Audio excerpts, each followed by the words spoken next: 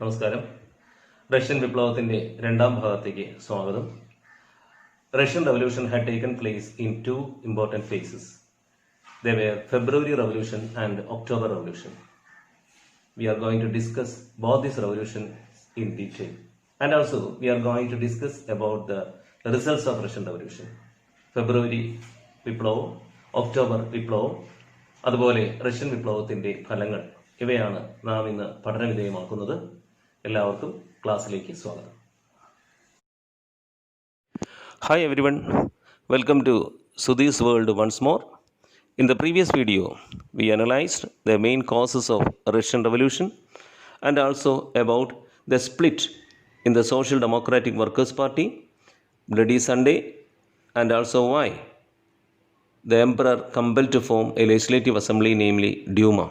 Russian വിപ്ലവത്തിൻ്റെ പ്രധാനപ്പെട്ട കാരണങ്ങൾ, രക്തരൂക്ഷിതമായ ഞായറാഴ്ച, സോഷ്യൽ ഡെമോക്രാറ്റിക് വർക്കേഴ്സ് പാർട്ടിയിലെ ചേരിതിരിവ്, എന്തുകൊണ്ടാണ് റഷ്യൻ ചക്രവർത്തി ഡ്യൂമ എന്ന ജനകീയ സഭ രൂപീകരിക്കാൻ നിർബന്ധിതനായത്, ഈ കാര്യങ്ങളെല്ലാം നാം ചർച്ച ചെയ്ത് കഴിഞ്ഞു. Today we are going to discuss about the February revolution and October revolution. It was the time of First World War that Russian Revolution had also taken place. ഒന്നാം ലോകയുദ്ധത്തിൻ്റെ സമയത്ത് തന്നെയാണ് റഷ്യൻ വിപ്ലവം നടന്നത്. Duma, the Russian Legislative Assembly, strongly demanded the emperor to withdraw from the World War. This is because the Russian economy was absolutely ruined as a result. Russian സമ്പദ് വ്യവസ്ഥയെ തകർത്ത് തരിപ്പണമാക്കിക്കൊണ്ടിരിക്കുന്ന ഒന്നാം ലോകയുദ്ധത്തിൽ നിന്നും റഷ്യ പിന്മാറണമെന്ന് ജനകീയ സഭയായ ഡ്യൂമ പലവട്ടം ആവശ്യപ്പെട്ടിട്ടും ചക്രവർത്തി തയ്യാറായില്ല. The then Sir Nicholas II ignored the demand of the people. He decided to participate in the war. Lots of Russian soldiers killed in the war. Food shortage was another problem. Then thousands of women marched along the streets of Petrograd on 8th March 1917, clamoring for food. ആഹാരം വേണം, ഞങ്ങൾക്ക് bread വേണം, ഒരു തരത്തിലും ഞങ്ങൾക്ക് നിവൃത്തിയില്ല എന്ന് മുദ്രാവാക്യം ഉയർത്തിക്കൊണ്ട് ആയിരക്കണക്കിന് സ്ത്രീകൾ പെട്രോഗാഡിലേക്ക് 1917 മാർച്ച് 8 മാർച്ച് നടത്തി. The workers organized protest march in Petrograd. Though the soldiers clashed with the demonstrators in the beginning, they later joined the workers. ആദ്യഘട്ടങ്ങളിൽ സർക്കാരിൻ്റെ ആജ്ഞ അനുസരിച്ച്, ചക്രവർത്തിയുടെ ആജ്ഞ അനുസരിച്ച് പട്ടാളക്കാർ ഡെമോൺസ്ട്രേറ്റേഴ്സിനെ, ഈ പ്രകടനക്കാരെ നേരിട്ടുവെങ്കിലും പിന്നീട് അവരും ചേർന്നു. പ്രകടനം നടത്തിയ ജനങ്ങളോടൊപ്പം ചേർന്ന അവരുടെ ആ രീതിയോടുകൂടി ഗതി തന്നെ മാറി വിപ്ലവത്തിൻ്റേത്. It was a tragic experience during the first world war that induced them to do so. ഒന്നാം ലോകയുദ്ധത്തിൽ നിന്നും പിന്മാറാൻ പറഞ്ഞിട്ടും ആയിരക്കണക്കിന് ഭടന്മാരെ കൊന്നൊടുക്കിയ ഒന്നാം ലോകയുദ്ധത്തിൻ്റെ തിക്തഫലങ്ങൾ തന്നെയാണ് പ്രകടനക്കാരോടൊപ്പം ചേരാൻ ഈ പട്ടാളക്കാരെ നിർബന്ധിതരാക്കിയത്. Later, at last, the workers captured Petrograd and Nicholas II was thrown out. The Tsarist regime came to an end. അങ്ങനെ സർ ചക്രവർത്തിമാരുടെ ദുർഭരണത്തിൻ്റെ അവസാനം കുറിച്ചു ആ പ്രകടനം. The Menshevik leader Alexander Kerensky came into power. Lenin സ്ഥലത്തില്ലായിരുന്നു, അദ്ദേഹം സ്വിറ്റ്സർലൻഡിലായിരുന്നു. ആ സമയത്തെ നേതാവായിരുന്ന മെൻഷെവിക്കുകളുടെ നേതാവ് അലക്സാണ്ടർ കറൻസ്കി അധികാരത്തിലേറി. This revolution, which was taken place in March, is known as February Revolution. This is because the Russian calendar at that time was few days behind the international calendar. Russian calendar സാധാരണ നമ്മുടെ ലോകവ്യാപകമായിട്ട് അംഗീകരിക്കപ്പെട്ടിരിക്കുന്ന കലണ്ടറിൽ നിന്നും ചെറിയ വ്യത്യാസമുണ്ട്, കുറച്ച് പിന്നിലാണ്. അതുകൊണ്ട് ഫെബ്രുവരിയിലാണ് ഈ വിപ്ലവം നടന്നതായിട്ട് രേഖപ്പെടുത്തിയിട്ടുള്ളത്. റഷ്യയിൽ യഥാർത്ഥത്തിൽ നടന്നത് മാർച്ചിലാണ് ഇൻ്റർനാഷണൽ കലണ്ടർ പ്രകാരം. തൊഴിലാളികൾ ഒടുവിൽ പെട്രോഗാഡ് പിടിച്ചെടുത്തു. നിക്കോളാസ് രണ്ടാമൻ്റെ ഭരണത്തിൻ്റെ, അല്ലെങ്കിൽ സർ ചക്രവർത്തിമാരുടെ തന്നെ ഭരണത്തിൻ്റെ വിരാമമായി. ഇങ്ങനെ മെൻഷെവിക്കുകൾ അധികാരത്തിലേറിയെന്ന് പറയാം. എന്നാലും ഇത് എല്ലാ തൊഴിലാളികളുടെയും എല്ലാ വിപ്ലവകാരികളുടെയും കൂടിയുള്ള വിജയമായിരുന്നു. കാരണം മെൻഷെവിക് ലീഡറായിട്ടുള്ള അലക്സാണ്ടർ കറൻസ്കിയാണ് അന്നവിടെ ഉണ്ടായിരുന്നത്, ലെനിൻ ഇല്ലായിരുന്നു. ഇതാണ് ഒക്ടോബർ വിപ്ലവത്തിന് മുൻപായി നടന്ന ഫെബ്രുവരി വിപ്ലവം, ഒക്ടോബർ വിപ്ലവം വരുന്നു മാത്രമേ ഉള്ളൂ. അതിനെക്കുറിച്ച് നമുക്ക് വിവരിക്കാം. After Vladimir Lenin, who had been in Switzerland, came back, he demanded that Kerensky should have to step down.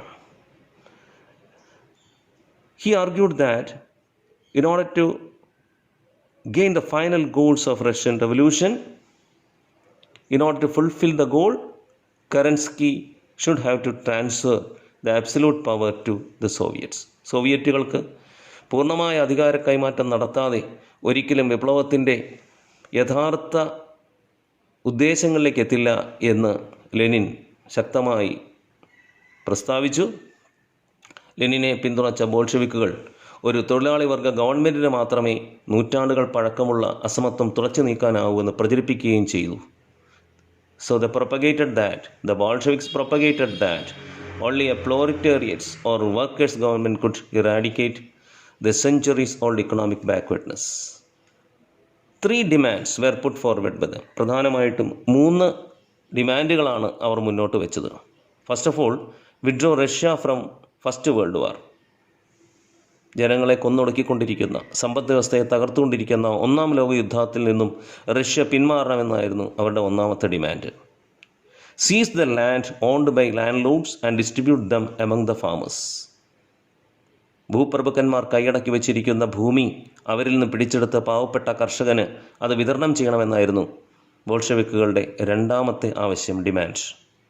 Make factories public property. വിദേശികളുടെയും മറ്റും നിയന്ത്രണത്തിലുള്ള എല്ലാ ഫാക്ടറികളും വിദേശികളെ ഇവിടെ നിന്നും പമ്പ കടത്തി ഈ ഫാക്ടറികൾ മുഴുവൻ അവരുടെ കൈവശപ്പെടുത്തുക, അവരുടെ കയ്യിലാക്കുക എന്നതായിരുന്നു അവരുടെ demand. In October 1917, the Bolsheviks organized an armed revolt against the Kerensky's government. Kerensky fled from the country. 1917 ബോൾഷെവിക്കുകൾ ശക്തമായ മറ്റൊരു സായുധ സമരം സംഘടിപ്പിച്ചു.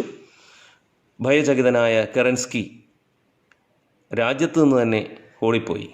Finally Russia came into the hands of Bolsheviks. This event through which the Bolsheviks attained power is known as October revolution. അങ്ങനെ രണ്ടാമത്തെ വിപ്ലവത്തിലൂടെ അധികാരത്തിലെത്തിയ ബോൾഷെവിക്കുകളുടെ ഈ വിപ്ലവമാണ് മഹത്തായ ഒക്ടോബർ വിപ്ലവം അഥവാ ബോൾഷെവിക് വിപ്ലവം എന്നറിയപ്പെടുന്നത്. So later in a convention, the Soviets elected Lenin as their head. Russia revolution made a drastic change in the world. It had both national and international impacts. So we shall discuss the important results of Russian Revolution. First of all, the first result of Russian Revolution was that Russia withdrew from the First World War. So it was the main demand of the people at that time. When Lenin came into power, he decided to withdraw from the war. Secondly, seized out the land and distributed among the peasants. Land at that time was with the hands of landlords, and all the land from the landlords were seized and distributed among the peasants. ഒന്നാം ലോകയുദ്ധത്തിൽ നിന്നും Russia പിന്മാറി എന്നതാണ് Russian വിപ്ലവത്തിൻ്റെ ഒന്നാമത്തെ ഫലം. ഭൂമി, പ്രഭുക്കന്മാരുടെ കൈവശമുണ്ടായിരുന്ന ഭൂമി പിടിച്ചെടുത്ത് വിതരണം ചെയ്തു എന്നുള്ളത് രണ്ടാമത്തെ ഫലവും. Give importance to public sector. പൊതു ഉടമസ്ഥതയ്ക്ക് പ്രാധാന്യം കൊടുത്തു എന്നുള്ളതാണ് റഷ്യൻ വിപ്ലവത്തിൻ്റെ മറ്റൊരു പ്രധാനപ്പെട്ട ഫലം. And in Russia the introduced A centralised planning procedure.